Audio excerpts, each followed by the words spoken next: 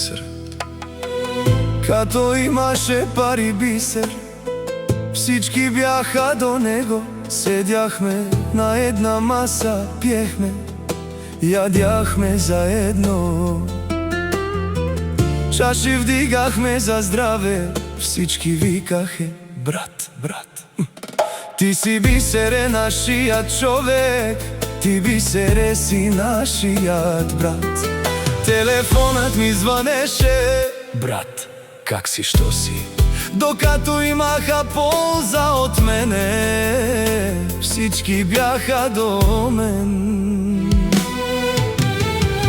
Като падна бисер проблеми, всички изчезнаха. Обръщам се зад мене, само сянката ми остана. Звъня по телефона, никой не ми вдига, никой не ме търси, всички ме забравиха. Като имаш, всички те обичат, като даваш, всички те уважават. Като паднеш в труден момент, всички обръщат гръб и изчезват. Като имаш, викат ти брат, като нямаш, няма никой. Обръщам се зад мене, само сянката ми стои.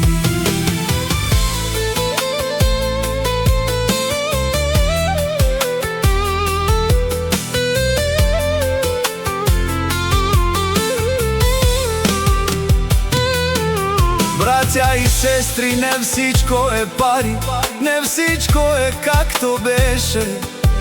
Истинските приятели не се мерят с пари и вещи.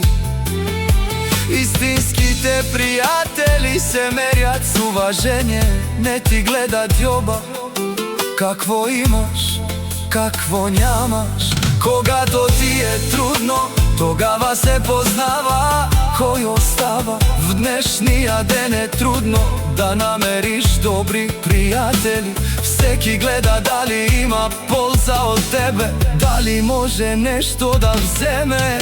Като имаш, всички идват, като нямаш, всички бягат. Но истинският човек остава, дори когато другите забравят. От 100 приятели остават броени, които се броят на ръката ми. Другите говорят зад гърба ми, но истинските стоят до мене.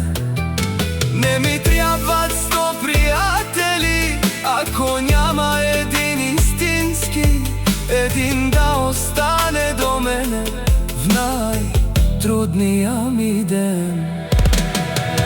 Като имаш бисер, всички те обичат. Като даваш бисер, всички те уважават. Като паднеш в труден момент, всички обръщат гръб и изчезват. Като имаш, викат ти брат, като нямаш, няма никой. Обръщам се зад мене, само сянката ми стои.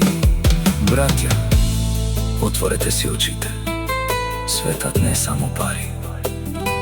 Който е истински до тебе, ще остане и когато боли. Не гледайте само кой какво има, гледайте кой остава до вас. Защото парите идват и си отиват, но истинският приятел остава.